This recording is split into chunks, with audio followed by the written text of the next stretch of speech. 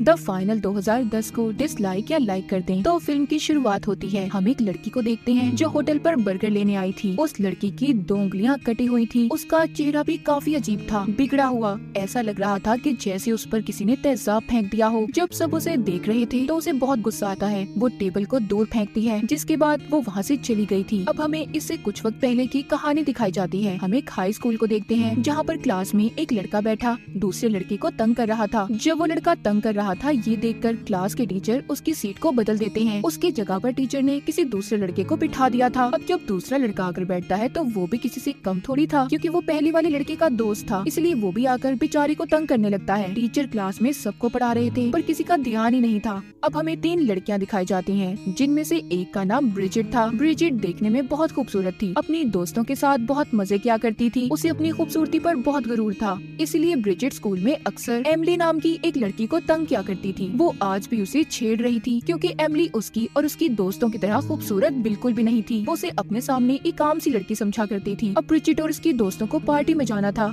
उस पार्टी में जाने के लिए वो और उसकी दोस्तें काफी एक्साइटेड थी। इन्हें किसने बुलाया था और क्यों बुलाया था, इस बात को ये भी नहीं जानती थी, पर हाँ, बस इन्हें पार्टी में जाना था। ब्रिजिट के स्कूल में अक्सर एक दूसरे को बुली करना, तंग करना, छेड़छाड़, एक दूसरे को नीचा दिखाना आम बात थी। यहाँ स्कूल में एक लड़का जिसका नाम डेन था, जो साइड पर खड़ा अपने दोस्तों के साथ कुछ प्लान कर रहा था, पर क्या कोई भी नहीं जानता था। अब वो अपने एक दोस्त के साथ जंगल वाले घर में जाता है, जो उसके अंकल का था। वहाँ पर जाकर डेन बियर ट्रैप्स को लगा रहा था, यानी कि वो एक किस्म का जाल बिछा रहा था। तभी उसके पास एक आदमी आता है, जो उसके पास ही वाले घर में रहा करता था। वो डेन से ये कहता है कि ऐसे तो तुमसे ट्रैप्स नहीं लगेंगी, आओ मैं तुम्हें कुछ और चीजें देता हूँ। दरअसल वो आदमी एक रिटायर्ड ऑफिसर था। इसके बाद हमें स्कूल का सीन दिखाया जाता है। स्कूल में डेन और उसके दोस्त बैठे जब बात कर रहे थे, तो उन पर वही लड़के जो डेन और उसके दोस्तों को तंग किया करते थे दूध का पैकेट फेंक देते हैं। ये देखकर डेन का दोस्त जब बात करने जाता है, तो तंग करने वाले लड़कों ने उसे भी बातें सुनाकर वहाँ से भेज दिया था। डेन और उसके दोस्त अपनी रोज रोज ऐसी बेइज्जती से तंग आ चुके थे, इसलिए डेन ने यहाँ पर पार्टी का प्लान बनाया था, जिस पार्टी में ब्रिजिट और उसकी दोस्तें जाने की बात कर रही थी। जी हाँ, वो पार्टी डेन ने ही रखी थी, पर इस बारे में कोई भी नहीं जानता था, जो जंगल वाले घर में थी। ये एक सीक्रेट कॉस्ट्यूम पार्टी थी, मतलब जितने स्टूडेंट जिनको पार्टी में बुलाया गया था, उन्हें अलग अलग तरह के कपड़े पहनकर पार्टी में आना था। उधर एमिली अपने घर में रात को बैठी डायरी लिखती है, जिसमें वो ये लिख रही थी कि सब कुछ ठीक है, हालांकि उसके साथ कुछ भी ठीक नहीं था। अगले दिन डेन का दोस्त बाथरूम में कैमरे को ठीक कर रहा था, जो शायद उनके प्लान का हिस्सा था। तभी वहाँ पर वही 2 लड़के आ जाते हैं, जो क्लास में अक्सर उसे तंग किया करते थे। वहाँ पर डेन भी आ गया था। जब वो लड़कों से अपने दोस्त को बचाने की कोशिश करता है, तो वो उसे भी पकड़कर बहुत मारते हैं। वो उनकी काफी बेइज्जती कर रहे थे, और डेन और उसके दोस्त को ये भी कहते हैं कि तुम हमारा मिलकर भी कुछ नहीं बिगाड़ सकते। जब ये लड़के दोबारा डेन के दोस्त को कैंटीन पर तंग कर रहे थे, तो वहाँ पर कर्टस नाम का लड़का भी डेन के दोस्त के लिए कैंटीन में उन लड़कों से बहुत लड़ता है और उन्हें मारता भी है। कर्टस एक बहुत ही अच्छा इंसान था, उसने आज तक किसी को तंग नहीं किया था और ना ही कभी किसी के साथ कुछ बुरा। उधर डेन अपने घर में गन्स को चेक कर रहा था। वो अपने एक दोस्त के साथ अपने जंगल वाले घर में जाकर बहुत से कैमरास को लगाता है, क्योंकि जो कुछ ये पार्टी में करने वाला था, ये चाहता था कि सब कुछ रिकॉर्ड हो जाए और नेट पर भी दिखाया जा सके। अब रात को डेन और उसके बाकी के दोस्त, जिनमें एमिली भी शामिल थी, सब अपनी अपनी बेइज्जती को बैठे याद कर रहे थे कि स्कूल में सब उन्हें कितना तंग करते हैं। वो दिन आ गया था जिस दिन ब्रिजिट और उसकी दोस्तों को पार्टी में जाना था। ब्रिजिट और उसकी बाकी की दोस्तें पार्टी में जाने के लिए तैयार हो रही थी, मगर एक दोस्त जाने से मना कर देती है, क्योंकि उसकी तबीयत कुछ ठीक नहीं लग रही थी, इसलिए वो नहीं जाना चाहती थी। मगर फिर भी ब्रिजिट और उसकी दोस्तें अपनी दोस्त को पार्टी में जाने के लिए मना ही लेती हैं। डेन और उसके दोस्त भी पार्टी के लिए तैयार थे। वो सभी पार्टी शुरू होने से पहले प्रेयर दुआ कर रहे थे कि शायद गॉड उन्हें कोई इशारा दे दे कि वो जो काम करने जा रहे हैं उससे रुक जाएं, पर उनके साथ ऐसा कुछ नहीं हुआ था। सब यही समझते हैं कि गॉड भी उनके साथ ही है, मगर गॉड तो दूसरे लोगों को इशारा दे रहे थे। जैसे ब्रिजिट की दोस्त की तबीयत खराब हो गई, हालांकि उस वजह से उन्हें पार्टी में जाने से रुक जाना चाहिए था, पर वो तो पार्टी में जाकर अपनी खूबसूरती से दूसरों को जलाना चाहती थी। ब्रिजिट के बाकी के दोस्त भी जब पार्टी में जाने के लिए निकल रहे थे, तो रास्ते में एक पुलिस ऑफिसर उन्हें रोक लेता है। ये सब उनके लिए गॉड के इशारे ही थे, पर वो सब तो बस पार्टी में जाना चाहते थे। खैर, सब लोग उस जगह पर पहुंच जाते हैं, जहाँ पर सभी को एक ट्रक में बिठा पार्टी वाली जगह पर लेकर जाना था। ये सब पार्टी में पहुँच गए थे। पार्टी भी शुरू हो जाती है। यहाँ पर वो लड़का कर्टस भी आ गया था, जिसको इन्होंने पार्टी में बुलाया ही नहीं था, क्योंकि इस पार्टी में सिर्फ उन लोगों को बुलाया गया था जो बुरे थे, हमेशा सबके साथ बुरा किया करते थे।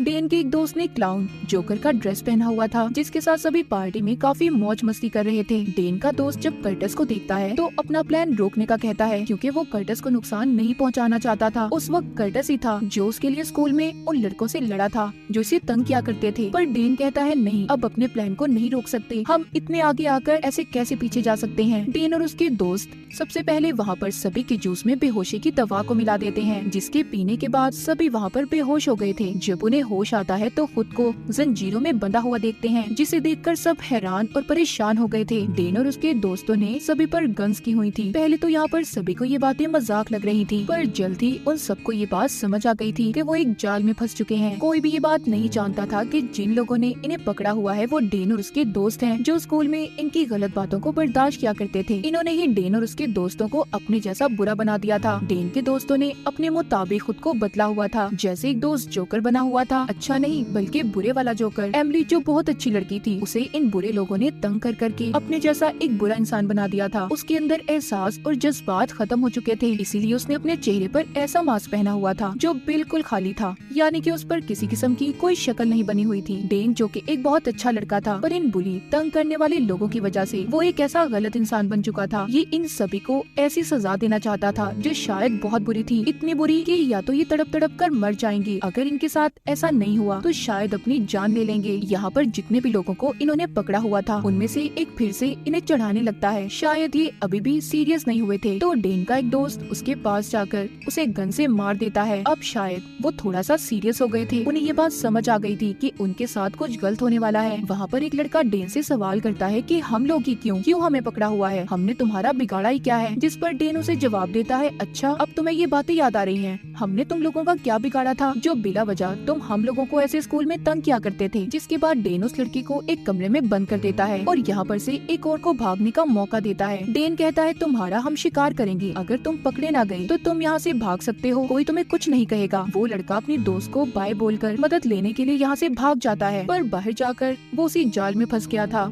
जो डेन ने वहाँ पर लगाया हुआ था। इसीलिए इस लड़के को भी उसी कमरे में बंद कर दिया जाता है जहाँ पर पहले लड़के को बंद किया गया था। इधर घर में डेन सबको कह रहा था कि सोचो तुम सबको यहाँ पर क्यों पकड़ा गया है, याद करो शायद तुमने अपनी जिंदगी में बहुत कुछ बुरा किया है जिसकी तुम्हें ये सजा मिल रही है। ये बातें सुनकर एक लड़का कहता है, आखिर तुम होते कौन हो हमारे बारे में ऐसे सोचने वाले, और तुम्हें किसने हक दिया है ये सब करने का। डेन बोलता है गॉड ने। ये सुनकर उस लड़के को गुस्सा आ गया था, पर वो बहुत ज्यादा घबराया हुआ था। जो कल तक सबको तंग करता था आज उसकी हालत खराब थी। अब डेन का जोकर दोस्त एक लड़की को दवा पीने का कहता है, पर वो पीने से इनकार कर रहा था, इसीलिए उसकी कमर में चाकू को मारकर उसको दवा पिला दी जाती है, जिससे वो मरता तो नहीं पर अब वो कुछ भी बोल या सुन नहीं पाएगा। वो जोकर दोस्त जाते हुए यहाँ से भागने की चाबियाँ कर्टस को देकर चला गया था, शायद वो उसको यहाँ से बचाना चाहता था। वो लड़का जिसको दवा पिला दी गई थी वो शिकार अब एमिली का था। वो उस लड़के के जिसमें बहुत सारी सुइयां चुबा देती है जिससे उसे दर्द हो रहा था, पर अब वो कुछ भी बोल या सुन नहीं पा रहा था। ये सब देखकर डेन को काफी मजा आता है। यहाँ पर जितने भी लोग थे उन्हें अंदाजा हो गया था कि इस खेल को शुरू करने से पहले सबने यही कहा था कि तुम खुद अपने लिए मौत मांगोगे। डेन का एक दोस्त अपने लिए यहाँ से अगले शिकार को ढूंढ रहा था कि अगली नुकसान पहुँचाने की बारी किसकी है। तभी यहाँ से कर्टस भाग जाता है जिसके पास चाबियां थी। ये देखकर डेन उस पर गोली चलाने लगता है, पर जिसने जोकर वाले कपड़े पहने हुए थे वो डेन को गोली चलाने से रोक लेता है। डेन भी इस बात को समझ गया था कि इसी ने उसे यहाँ से भागने की चाबियां दी होंगी, इसीलिए डेन ने गुस्से में अपने ही दोस्त को मार दिया था। ऐसा देखकर सब हैरान हो गए थे क्योंकि ये सब कुछ उनके प्लान में शामिल नहीं था। कर्टस भागकर बाहर आ जाता है जहाँ पर गाड़ी में उसे एक पुलिस ऑफिसर मिला था जो बैठा सिगरेट पी रहा था। कर्टस उस ऑफिसर के पास आकर सब कुछ बताता है। तभी वहाँ पर डेन के साथी आ गए थे जो ऑफिसर पर गोली चला देते हैं। ऑफिसर तो इस लड़ाई में मर गया था। कर्टस वहाँ से गन लेकर भाग जाता है। उधर घर में एमिली जो अपने दोस्त के मरने पर बहुत ज्यादा दुखी थी, मगर उसका दूसरा दोस्त आकर उससे कहता है देखो देखो हम अब दुखी नहीं हो सकते, हमने जो शुरू किया है उसे खत्म करना होगा। इसलिए एमिली वहाँ पर ब्रिजिट की दोस्त को बांधकर उसके मुंह पर एक पेस्ट लगा देती है जो दिखने में तो मिट्टी जैसा था, पर वो एक खतरनाक फॉर्मूले का इस्तेमाल करके बनाया गया था जो कुछ ही देर में उसके चेहरे को बिगाड़ देगा। उस लड़की की खूबसूरती उसका गरूर थी, इसलिए एमिली ने उसके साथ ऐसा किया था। डेन सभी को ऑफिसर के बारे में बताता है कि उनकी मौत हो चुकी है, अब तुम्हें यहाँ पर कोई भी बचाने नहीं आएगा। तभी इधर एक लड़का बोलता है, तुम बुज़दिल कायर हो जो इस मास्क के पीछे अपना चेहरा छुपाकर हम पर वार कर रहे हो। ये सुनकर डेन अपना मास्क हटा देता है। डेन को सब देखकर हैरान हो गए थे कि वो लड़का जिसको हमेशा ये तंग किया करते थे वो आज इतना बहादुर बन गया। डेन कहता है, ये सब बुराई तुम्हारी ही वजह से मेरे अंदर है, तुम लोगों ने हमें ऐसा बनाया है। मैं तो ऐसे ही अपनी जिंदगी गुजार रहा था, पर तुम लोगों को ये बात पसंद नहीं थी। उधर कर्टिस को दिखाया जाता है जो भागकर एक घर तक पहुंच गया था जहां पर वही आदमी रहा करता था जिसने ट्रैप्स जाल को लगाने में डेन की मदद की थी। वो कर्टिस पर गन कर लेता है क्योंकि ऐसी आधी रात को वो आदमी भी कर्टिस को देखकर डर गया था। कर्टिस उस आदमी को समझाने की बहुत कोशिश करता है पर वो तो कुछ समझने के लिए तैयार ही नहीं था। उल्टा वो कर्टिस को गन मारकर बेहोश कर देता है। उधर घर में वो लड़का जो पहले डेन को बातें सुना रहा था वो एमिली से अपनी जान की भीख मांगता है। उसका दोस्त ये देखकर कहता है, ऐसा मत करो, वो यही चाहते हैं कि हम उनके आगे झुक जाएं। अब एमिली की आवाज को भी ब्रिजिट ने पहचान लिया था। जब सब कुछ सामने आ जाता है तो सभी अपने मास्क को उतार देते हैं। ब्रिजिट कहती है, हमें नुकसान पहुंचाकर तुम्हें क्या मिलेगा? ये सुनकर एमिली कहती है, वो ही जो तुम्हें मिलता था। मैं तुम्हें एक शर्त पर यहाँ से जाने दूंगी, अगर तुम अपने दोस्त की 2 उंगलियां काट दो। ब्रिजिट कहती है, नहीं, मैं ऐसे किसी को नुकसान नहीं पहुँचा सकती। हालांकि ये बरसों से एमिली को नुकसान पहुँचाती आ रही थी, जो बात इसको शायद अब याद नहीं थी। जब ब्रिजिट एमिली की बात को नहीं मानती तो ये अब उसके दोस्त को मौका देती है। वो तो जैसे सब करके यहाँ से जाने के लिए तैयार था, इसीलिए वो ब्रिजिट की 2 उंगलियों को काट देता है। दूसरी बारी अब ब्रिजिट की थी, उसे भी अपने दोस्त के साथ ऐसा ही करना था। उधर कर्टिस को दिखाया जाता है जिसको बेहोश करके आदमी ने कुर्सी पर बांधा हुआ था। जब उसे होश आता है तो वो कर्टिस को अब अपनी कहानी सुना रहा था कि मैं एक आर्मी ऑफिसर था, मैंने बहुत बार मुल्क की मदद की है। अब ये सब बातें सुनकर कर्टिस कहता है, आप एक बार फिर हीरो बन सकते हैं, प्लीज मुझे खोल दो और पुलिस को कॉल कर दो, मेरे दोस्तों की जान खतरे में है। ये बातें सुनकर जब वो आदमी बाहर चेक करने जाता है तो उसे जाल में फंस गया था जिस पर उसने कहा था कि ये जाल काम नहीं करेगा, वो ही जाल जो इसने डेन के साथ लगाया था। तभी वहाँ पर डेन का एक दोस्त आ जाता है जो उसे मारने वाला था, पर वो आदमी उसे ही मार देता है। कर्टिस भी अब उसके घर से आजाद हो चुका था। इधर डेन के घर में ब्रिजिट जब अपने दोस्त की उंगलियां काटने लगती है तो उससे कटर को चलाया ही नहीं जाता, इसलिए एमिली ने उसके चेहरे पर भी उसी पेस्ट को लगा दिया था जो ब्रिजिट के पूरे चेहरे को बिगाड़ देता है। अब बारी थी ब्रिजिट के दोस्त की। पहले डेन उस पर अपने दिल की भड़ास निकालता है